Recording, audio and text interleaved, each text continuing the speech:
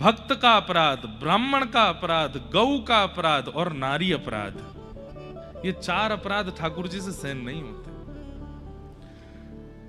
आपने ठाकुर जी का श्रृंगार नहीं किया अच्छे से, वो नाराज नहीं होंगे। आपने ठाकुर जी को भोग नहीं लगाया, वो नाराज नहीं होंगे। पर एक स्त्री का अपमान कर रहे हो और ठाकुर जी को 56 भोग लगा रहे हो, ठाकुर जी निश्चित नाराज होंगे।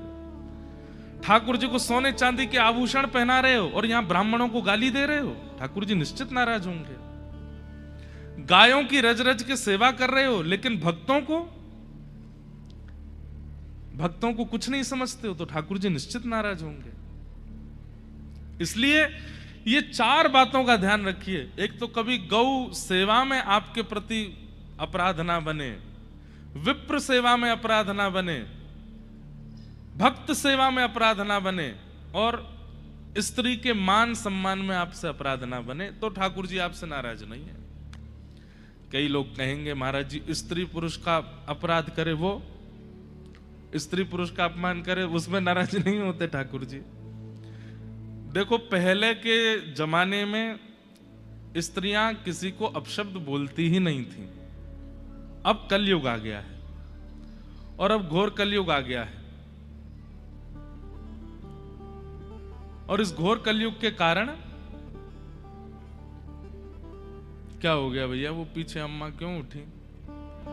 गुब्बारा गिर गया? क्या गिरा? सब ठीक है ना?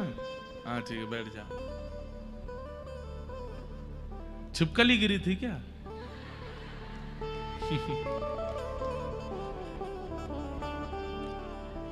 बोलो वृंदावन बिहारी लाल। हम क्या बात कह रहे थे? प्राचीन भारत में माताएं अपशब्द बोलती ही नहीं थी, माताएं कभी बुरा बोलती ही नहीं थी, माताएं कभी मारती पीटती नहीं थी, माताएं काट के बक्सा में नहीं धर देती थी। अब तो आए दिन सुनने में आ जाता है, हर 2-3-4 महीना में कुछ हो गया, वैसे ही ब्याह नहीं कर रहे और डर लगे आ जाता है, क्या करें। लेकिन एक बात सुनिएगा, रेशियो देखो। अगर रेशियो देखने पर आओगे तो भाई लोग तो हर दिन कोई ना कोई कुछ ना कुछ करता ही रहता है। माताओं के आते हैं 2 महीना 6 महीना में कोई एक बात, क्योंकि अभी भी स्वभाव इतना नहीं बिगड़ा है, अभी भी सहज भाषी, मृदु भाषी, प्रिय बोलना, ख्याल रखना, ये मां का स्वभाव होता ही है। इसलिए उनके लिए कहा गया है कि भाई उनका अगर सम्मान में कोई, यत्र नार्यस्तु पूज्यन्ते रमन्ते तत्र देवता, अगर नारी का सम्मान नहीं करते हो तो ठाकुर जी नाराज होते हैं। और वो व्यक्ति चाहे कितनी सेवा करता हो ठाकुर जी की, लेकिन स्त्री अपराध यदि उसके द्वारा होता है, ठाकुर जी राजी नहीं होते। ऐसे ही ठीक उतना ही विप्र अपराध यदि वो करता है, कई लोगों को हमने देखा है, बड़े बड़े सेठ साहूकार होते हैं, अपने घर पर ब्राह्मण देवता को बुलाते हैं पूजा आदि कराने के लिए, लेकिन ठीक है पूजा करवाते हैं पर वैसा सम्मान नहीं करते ब्राह्मण का। आप कहेंगे ब्राह्मण ही अधिकारी क्यों है सम्मान का? भैया आपके जन्म से लेकर के अंतिम संस्कार तक आप स्वयं अपना कुछ नहीं कर सकते, सब ब्राह्मण को ही कराना पड़ता है। वे ही नामकरण करवाएंगे, वे ही मुंडन करवाएंगे, वे ही ब्याह करवाएंगे, वे ही प्रथम अक्षर लिखवाएंगे, वे ही अन्नप्राशन करवाएंगे। अगर ब्राह्मण सन्निधि ना प्राप्त हो तो आप में और अंग्रेजों में और आप में और विधर्मियों में कोई अंतर थोड़ी है। ब्राह्मण सानिध्य के कारण आप वैष्णव कहलाते हो, आप हिंदू कहलाते हो, आप सनातनी कहलाते हो। अगर ब्राह्मण नहीं है, आप अपने आप ही करके तो दिखाओ, कुछ नहीं कर पाओगे। अरे नया घर तक बनाएंगे तो उसमें भी प्रवेश ब्राह्मण ही कराएगा, और जब पधार जाओगे तब आपकी अंतिम यात्रा भी ब्राह्मण ही कराएगा।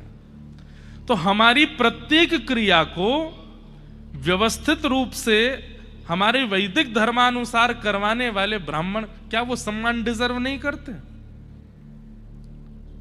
निश्चित करते हैं, वो गुरु तुल्य हैं, आपको उनको प्रणाम करना चाहिए।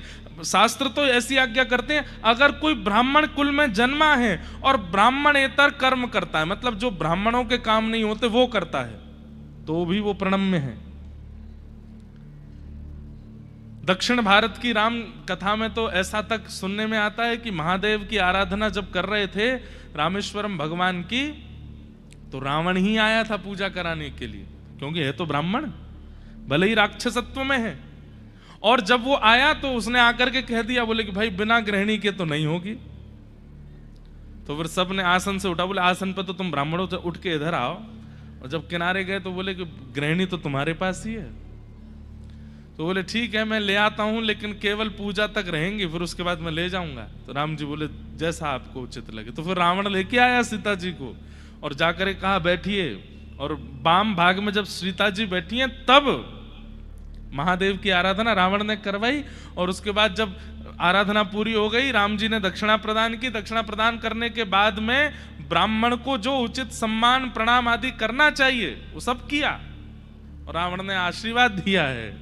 और रावण को यही आशीर्वाद देना पड़ेगा, क्या चिर सौभाग्यवती भव, आपका सौभाग्य, आपके पति सदा सर्वदा आपके नेत्रों के सन्मुख रहे हैं। और जब सब हो गया, आसन से उतरती फिर राक्षस बन गया। बोले आइए बैठो विमान में चलो।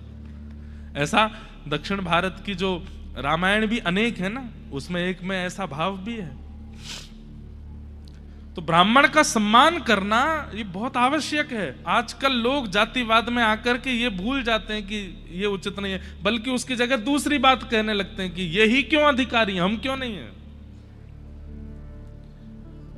सबके अधिकार विभक्त किए गए हैं। बोतल में ऊपर की तरफ वो होती है, क्या बोलते हैं उसको, ढक्कन।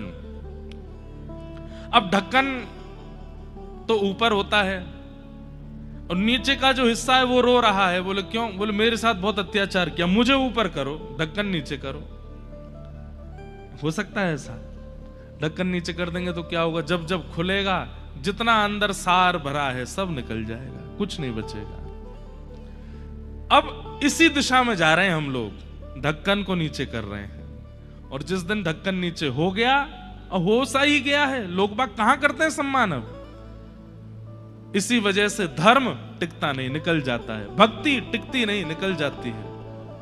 संस्कार रुकते नहीं, प्रस्थान कर जाते हैं। क्यों? ब्राह्मणों के उचित सम्मान नहीं करते, इसलिए ठाकुर जी नाराज होते हैं। तो स्त्रियों का सम्मान कीजिए, ब्राह्मणों का सम्मान कीजिए, गौ का सम्मान कीजिए और भक्तों का सम्मान। इन चारों में अगर आपसे चूक हो गई तो ठाकुर जी नाराज हो जाते हैं।